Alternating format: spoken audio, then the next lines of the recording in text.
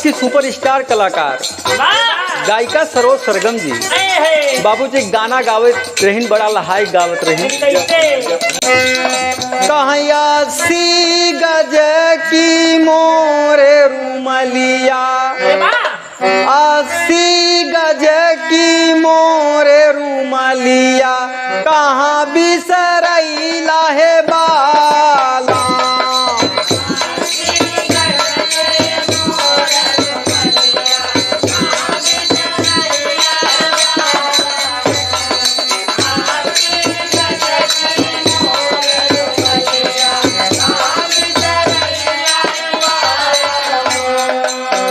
जब एका गाइन हम कहे जानत ही है प्रयागराज का मशीन ही है ला एका हमाल है तो का काम दे बहुज हम का बता जवाब में हम कहे काहे बाटू इतनी फूली, काहे बाटू इतनी फूली, चली है हुकुम न सुना ददूली कि तोहरे लगा बगोरिया लब के सुना बुखार।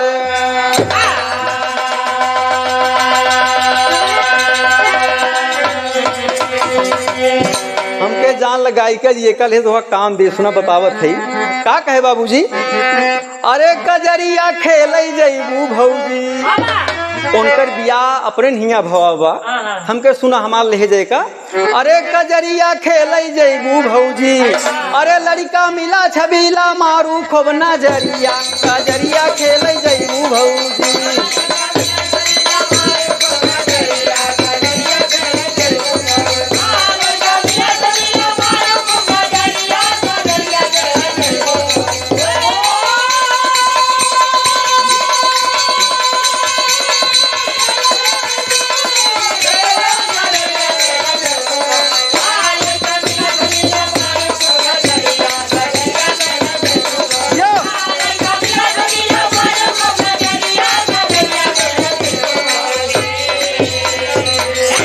हमके देखा मसाला एक है तो काम दे बाबूजी। और का कहना है हम कहे सुना देगा तोहरे गनवाया और तोहरे बोल लेके देखा कैसे हम पलटत ही। क्या कहना है हम कहे सुना कि 80 गज की तोरे रुमालिया, ना बिसरई बहे गोरिया।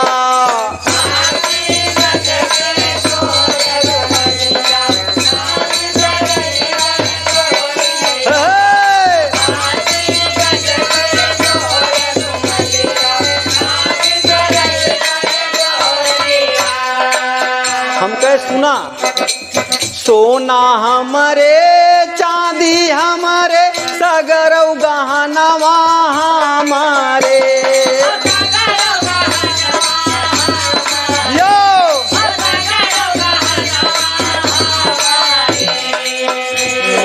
एक ही जाई साथ गहनवा, एक ही जाई साथ गहनवा, ना बिसरऊ बहे गोरिया।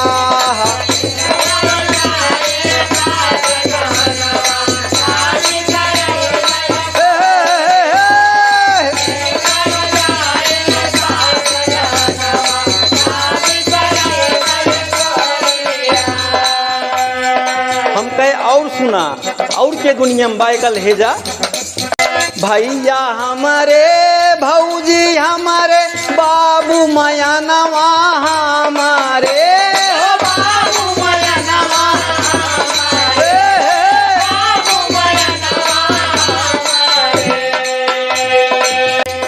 एक ही जाई संग संगतिया, एक ही जाई संग संगतिया, ना बिसरऊ बहे गोरिया।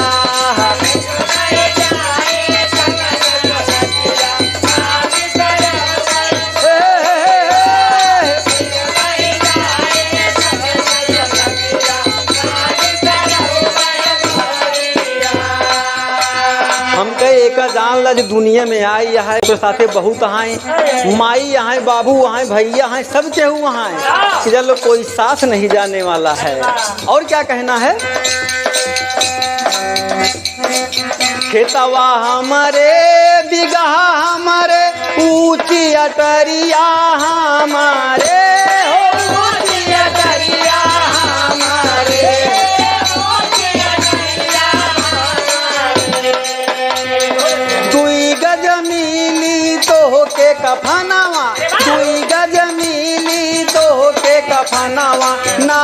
बिसरई बहे गोरिया।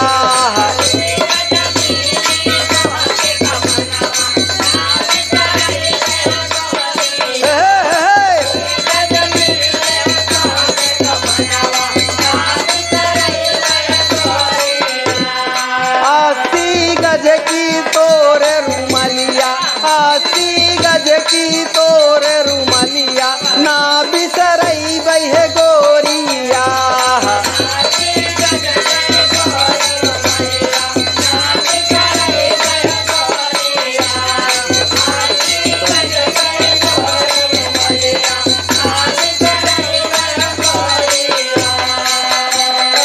आसी गज की तोरे रुमलिया, आसी गज की तोरे रुमलिया, ना बिसरई बहे गोरिया।